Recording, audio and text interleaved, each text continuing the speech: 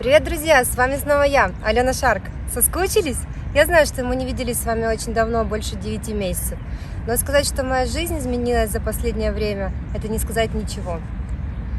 Как вы знаете, в прошлом году я собиралась снимать обширное видео про Киев, показать вам эту прекрасную снежную зиму, основные достопримечательности и даже немножко поделиться историей города и страны и нашими символами. I have a few old memories and these are the ones I keep. Those can be some better stories of me, young and naive. When I sing this song I can be 45. I still remember those crazy times of you and I. So let's sing this song like it was yesterday, 'cause no one can take our memories away. And I don't believe it is all gone to past. And those times were not built to last. Привет, друзья! Сейчас мы с вами находимся в Киеве, в парке Славы, возле монумента Родины Матери.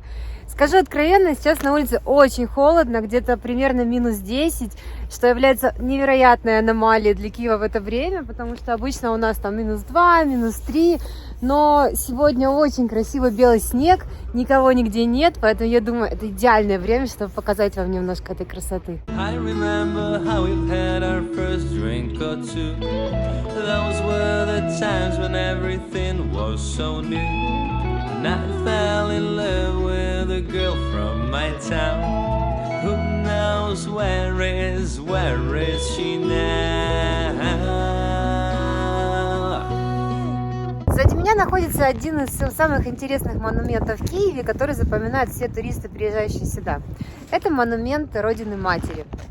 Он был построен в честь победы над Великой Отечественной войной и является символ Родины нашей страны, то есть символ Украины. В национальные праздники эту статую одевают, то ей веночек оденут, то и дополнительные какие-то убранства добавят, декор. И вообще все киевляне ее очень любят. Что она означает? Она означает сильную женщину, которая стоит с мечом и щитом. То есть это символ того, что наш дух, он не славен, мы любим свободу, непокорность, достоинство и честь. И интересным фактом являются ее размеры. Эта статуя стоит на одном из холмов прекраснейшего Киева, возвышаясь над величественным Днепром. Ее высота 106 метров, что является выше, чем статуя независимости в Нью-Йорке, в США. После этого я хотела поехать на Западную Украину и даже немножко показать вам заснеженные красивые горы, шикарные зимние и лыжные локации, а также интересные города. Sing this song like it was yesterday, 'cause no one can take our memories away. And I don't believe it is all gone to past. And those times were not built to last.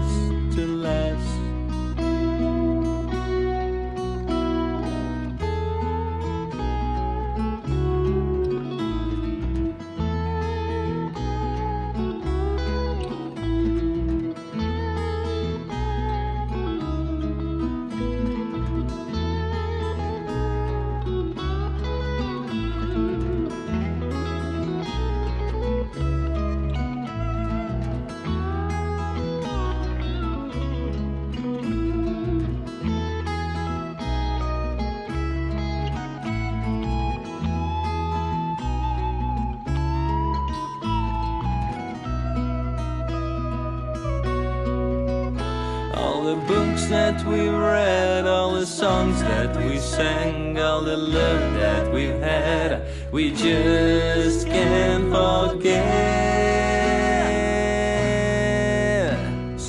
Но судьба распорядилась так, что я вынуждена была вернуться резко в Киев и за 2 дня до начала войны.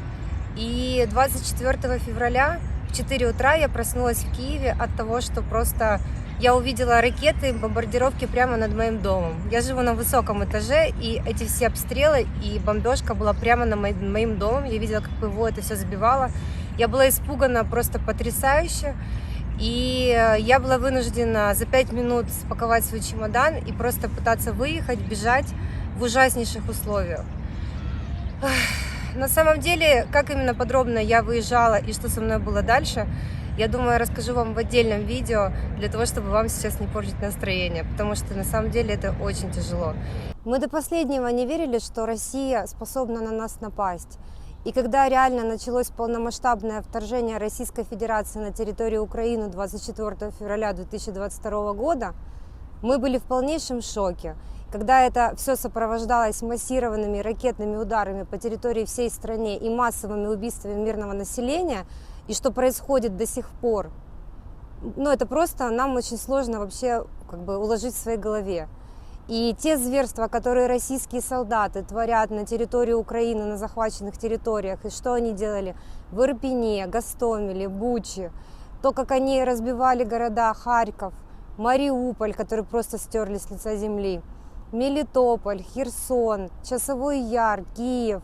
Вообще, в принципе, не осталось такого города в Украине, который бы не бомбили и где бы люди могли чувствовать себя в безопасности. Мы все это не простим. Сейчас в Украине на самом деле ситуация лучше не стала, даже местами хуже, потому что кроме того, что Российская Федерация продолжает бомбить мирные города и убивать мирное население, кроме еще наших, конечно, военных, они еще активно бомбят энергетическую инфраструктуру. И из-за этого у людей просто практически нет света. То есть свет включают там на 2-3 часа максимум. От этого нет и отопления. А сейчас зима, и на минуточку в Украине уже минус. И нету также воды. То есть, в принципе, самых обыкновенных базовых вещей для существования. Несмотря на это, люди держатся максимально, все поддерживают друг друга как могут. И считают, что пусть они будут без этого всего, но не под Россией, не в рабстве.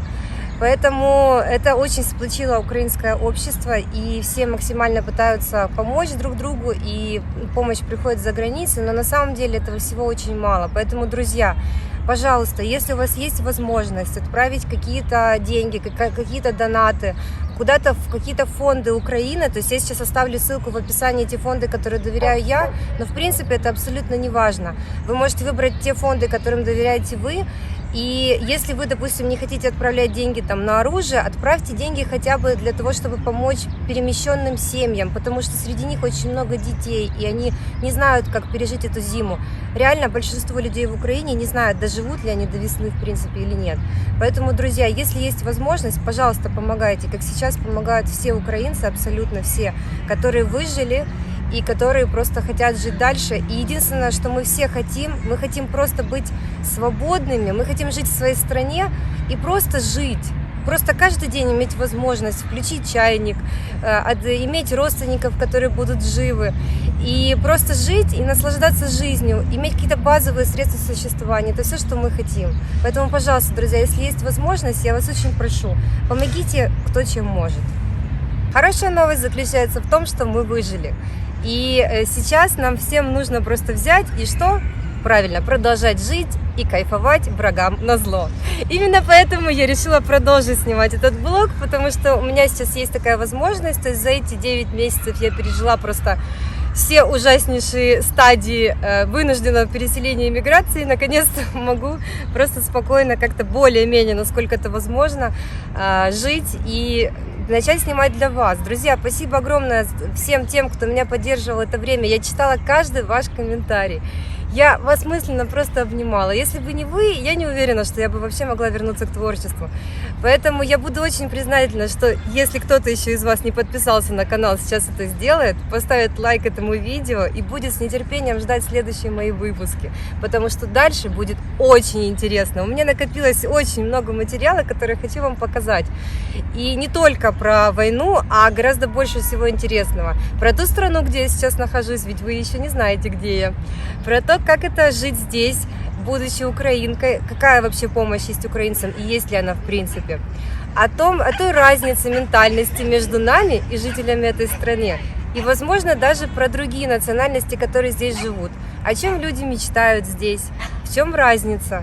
И как нам всем жить дальше и наслаждаться жизнью. Возможно, мы в чем-то у них научимся. Поэтому, друзья, очень рада была вас видеть.